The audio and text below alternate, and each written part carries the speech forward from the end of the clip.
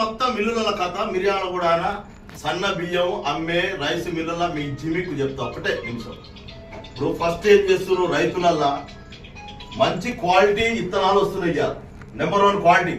మీరు విభేదాలు పెట్టి మహేంద్ర చింట్లని ఇంకో కావేరి చింట్లని ఇంకో రకరకాల విభేదాలు పెట్టి ఫస్ట్ మార్కెట్ స్టార్టింగ్ లా మీరు ఏం చేస్తున్నారు సిండికేట్ అవుతుంది. సిండికేట్ అయ్యి బియ్యం మీరు అమ్ముకోరా బయట మార్కెట్ లో బియ్యం అమ్ముకోవాలనే తెలివితోటి మహా మేధావులు రైస్ మిల్లర్లు 7,000 మనం స్టాండర్డ్ గా అమ్ముకోవాలని తెలివితోటి 2,700 2,750 వేస్తారు మీకు స్టార్టింగ్ లా. అది అరకొరకు వస్తాయి.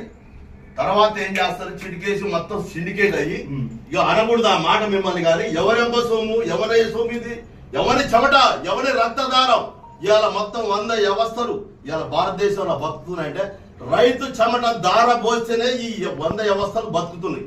అలాంటి రైతులు మీరు ఎంత చేస్తున్నారంటే 90% వడ్లను మొత్తం 6 సిండికేట్ అయ్యి మా దాంట్లో కూడా కొంతమంది బోకర్రా కొడుకులు రైతుల వాళ్ళని కట్టుకొని మా మధ్యలల్లా విభేదాలు పెట్టి వీళ్ళ కాళ్ళకు మధ్యలో లింకు మాట్లాడి వాళ్ళని ఏదో లాలచి పరిచి వాళ్ళతోటి కొద్దిగా మీరు లాభాపేక్షలు పొంది మీకు పొద్దున్నేస్తే పొలం వల్ల పని చేసుకుంటారు. మీకు రాజకీయాలు తెలియదు. గడ్డి కోసుకోవడం మోటార్ పెట్టుకోవడం పొలం బారించుకోవడం వాటి రాడుగా వాళ్ళతో మీకు సంబంధం లేదు.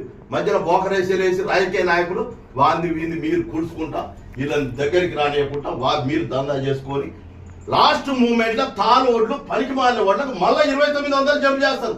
ఇది ఎందుకు లాజిక్ అంటే 7,000 రూపాయలు మీరు బియ్యం అమ్ముకోవాలి. ఇదే బరాబరి చెప్తున్నా మధ్యలో మాట 7,000 రూపాయలు బియ్యం అమ్ముకోవాలి. తౌడు చచ్చినా బతికినా పనికి మాలిన పురుగు పట్టిన తౌడు కూడా 30 రూపాయలకు అమ్ముకోవాలి. ఇవాళ ఎవరి కష్టం ఎవరి రెక్కల దారం మీరు ఇవాళ ఏసీలకు బతుకురి కష్టపడి అంతేగాని ఒకరిని మోసం చేయవాకరి. ఇవాళ మిర్యాల కూడా రైస్ మిల్లు వ్యవస్థలో జరిగే దందాది.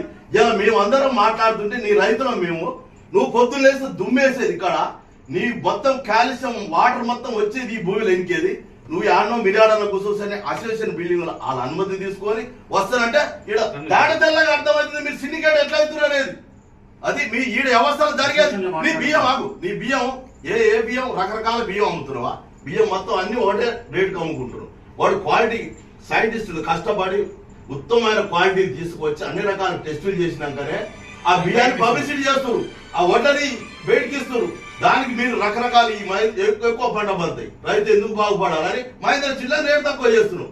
అది ఎంత మూర్ఖత్వం. అది